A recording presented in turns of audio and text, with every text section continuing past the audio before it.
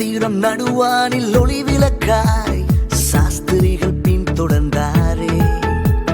வெள்ளை போலும் தூபவர்க்கம் அள்ளிச் சென்றே அர்ப்பணித்தார் அவர் திருமுன்னே. நட்சத்திரம் நடுவானில் ஒளி விளக்காய்